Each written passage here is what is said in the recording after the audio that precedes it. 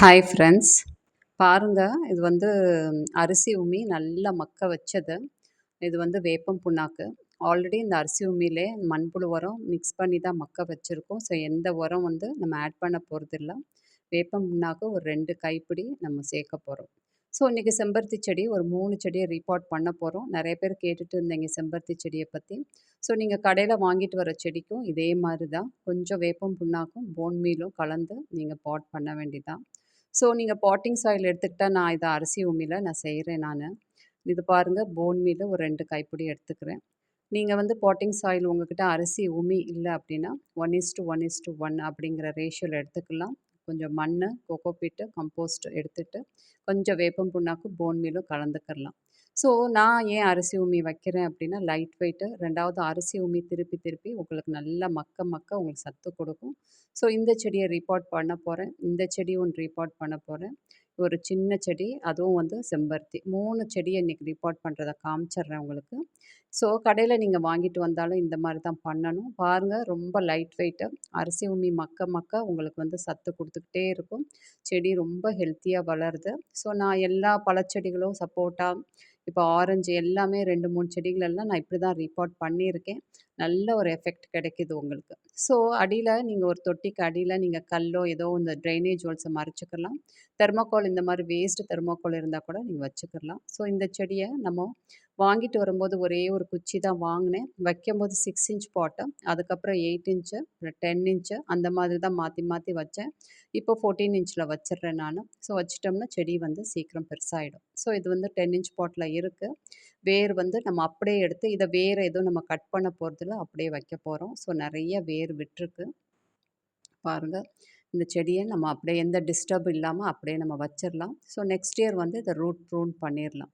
So நெறைய பெரிய செடியா இருந்தா ரூட் ப்ரூன் பண்ணலாம். இது சின்ன செடிய ரூட் ப்ரூன் பண்ண தேவையில்ல. நீங்க அப்படியே வச்சிரலாம். ஸோ அடுத்து வந்து நல்ல ஒரு வளர்ச்சி இருக்கும். அடுத்த தொட்டிக்கு நம்ம மாத்தும்போது. ஸோ இது எல்லாமே இந்த மழை காலத்துல நம்ம செய்யும்போது ஒரு நல்ல எஃபெக்ட் கிடைக்கும். இதுதான் சரியான டைம். எந்தெந்த செடிய ரீபாட் பண்ணணுமோ, புதுசா வாங்கி நடுறது எல்லாமே இந்த மாதிரி பண்ணலாம். ஈவன் ரோஸ் செடிய கூட இதே மெத்தட்ல நீங்க பண்ணலாம். இதே அரிசி உமி வச்சு செய்றது கூட இதே மெத்தட் பண்ணலாம். ஒண்ணும் புதுசா வளர்க்குறவங்க மண்ண அப்படியே வச்சு செய்யலாம். இல்ல உங்களுக்கு பிராக்டிஸ் இருந்துச்சுன்னா, மண்ண லேசா எடுத்துட்டும் பண்ணலாம். 2 விதத்துலயும் நீங்க பண்ணலாம். பண்ணும்போது நல்ல ஒரு எஃபெக்ட் கிடைக்கும் உங்களுக்கு. பாருங்க, நான் ஈஸியா பண்ணி முடிச்சுட்டேன். பண்ணிட்டு தண்ணி ஊத்திரலாம். இவ்வளோதான், ரொம்ப வந்து மெனக்கெட தேவையில்ல. ஸோ இந்த பாருங்க, அதுக்கப்புறம் நம்ம நெக்ஸ்ட் மந்த் இதுக்கு சாப்பாடு ஏதாச்சும் குடுக்கன்னா குடுக்கலாம். இப்போதைக்கு 1 மாசம் இதுக்கு எதுவுமே தேவையில்ல. உங்களுக்கு இந்த போன் மீலு, இந்த அரிசி மீல்ல இருக்கிற உங்களுக்கு அந்த கம்போஸ்ட் அதுவே போதுமானது. பாருங்க, அடுத்து ஒரு செடிய நான் ரீபாட் பண்ணி காமிக்கிறேன். ஸோ 3 செடிய இந்த மாரி பண்றேன் நானு. ஸோ இது கொஞ்சம் பெரிய பாட்ல. இதுவும் வந்து உங்களுக்கு ஒரு ரெட் கலர் செம்பருத்தி, நாட்டு செம்பருத்தி தான். ஸோ ஸ்பீடா வளர்ந்துரும். தொட்டி கொஞ்சம் பெரிய தொட்டியா நாங்க வச்சுக்கிறோம். ஸோ உங்களுக்கு செம்பருத்தி எல்லாம் வளர்க்குறது ரொம்ப ஈஸி தான். ரொம்ப மெனக்கெட தேவையில்ல. மெயின்டெனன்ஸும் தேவையில்ல. நம்ம ஆர்கானிக்லயே வளர்க்கலாம். இதுக்கு எந்த என்பிகேயோ, எந்த கெமிக்கலும் குடுக்க தேவையில்ல. ரொம்ப ஈஸியா வளரக்கூடியது செம்பருத்தி. ஸோ தாராளமா வளர்த்துறலாம். பாருங்க, இந்த மாரி அப்படியே இருக்குது. இத எடுத்துட்டு இத விட கொஞ்சம் பெரிய தொட்டில நம்ம மாத்தி வைக்கிறேன். பாருங்க, அப்படியே வச்சிர வேண்டாம். இந்த ரூட்ட எதையுமே நம்ம டிஸ்டர்ப் பண்ண தேவையில்ல.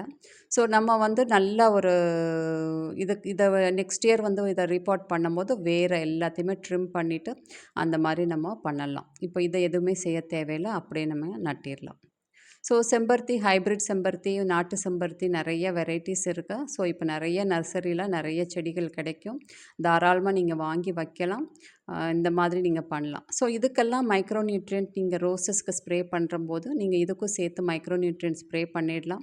நீங்க இன்செக்டிசைட் வந்து நீங்க அடிக்கும்போது, இதுக்கும் சேர்த்து நீங்க இன்செக்டிசைட் அடிச்சிட்டிங்கன்னா, ஒரு நல்லா வளர்ந்துரும்.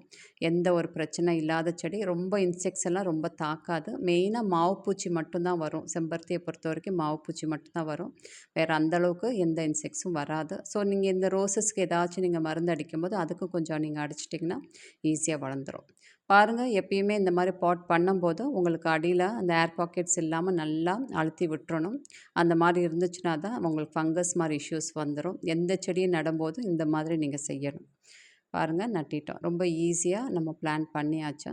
ஸோ நம்ம நெக்ஸ்ட்டு இந்த செம்பருத்தியெல்லாம் முடிச்சுட்டு அதுக்கப்புறம் நம்ம ரோசஸ்க்கு போகலாம். ரொம்ப நாளாக செம்பருத்திய பத்தி கேட்டுக்கிட்டே இருந்தாங்க ஒரு 2, 3 சப்ஸ்கிரைபர்.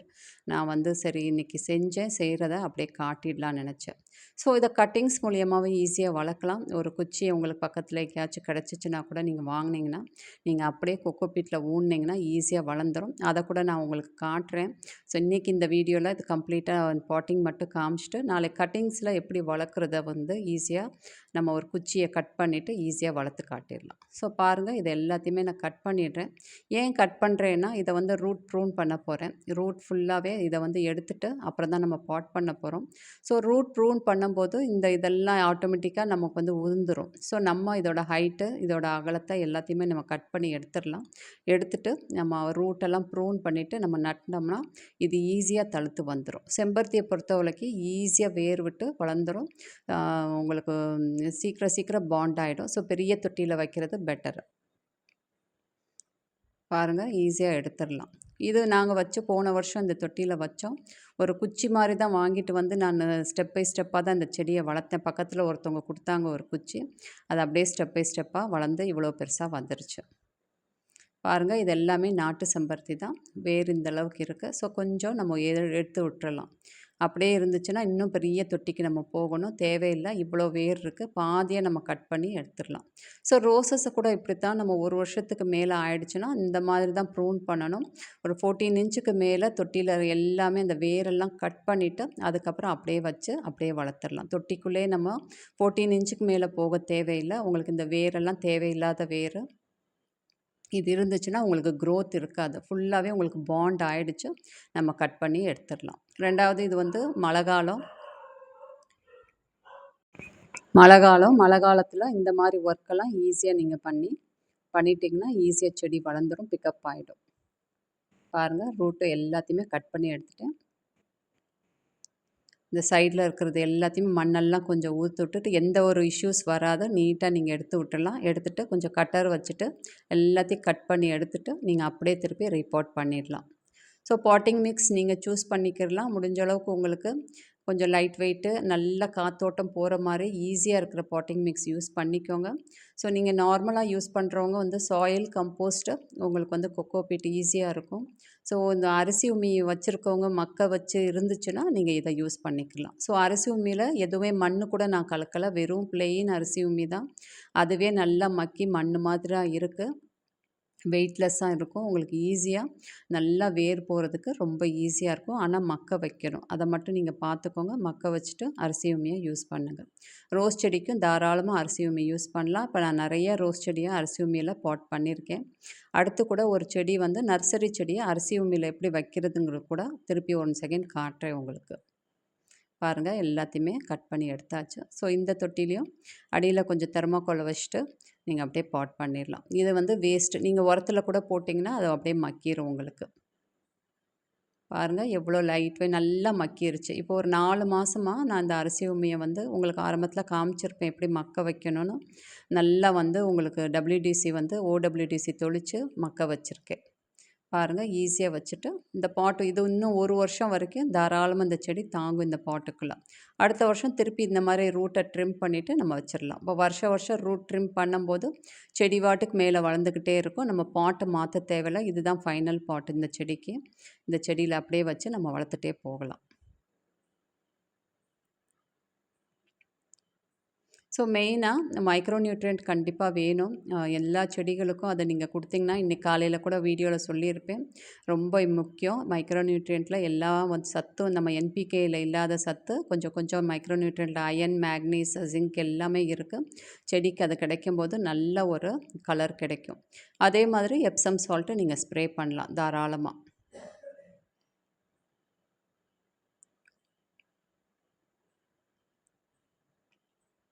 பாருங்கள் தண்ணி ஊற்றியாச்சு. ஸோ நம்ம இன்றைக்கி 3 செம்பருத்தி செடியை வந்து பாட் பண்ணுறது எப்படின்னு காமிச்சிருக்கேன். ஜஸ்ட் இந்த அரிசி உமி காமிச்சிடுறேன். பாருங்கள் மக்க வச்சது எப்படி இருக்குது. ஒரு 10 நாளைக்கு ஒரு தடவை இந்த அரிசி உமியில் WDC தண்ணியை லேசாக தெளித்து வச்சிங்கன்னா சீக்கிரம் நல்லா மக்கிரும். அது இல்லைன்னா வெள்ளை தண்ணி ஆல்ரெடி காமிச்சிருப்பேன். WDC இல்லாதவங்க வெள்ளத்தை தண்ணியில் கரைச்சி இந்த மாதிரி நீங்கள் தெளித்து விட்டு நல்லா மிக்ஸ் பண்ணி வச்சிங்கன்னா நல்லா மக்கிரும். ஸோ நான் இப்படி தான் நிறைய அரிசி உமியை மக்க வைக்கிறேன். நிறைய யூஸ் ஆகுது எல்லா செடிகளுக்கும்.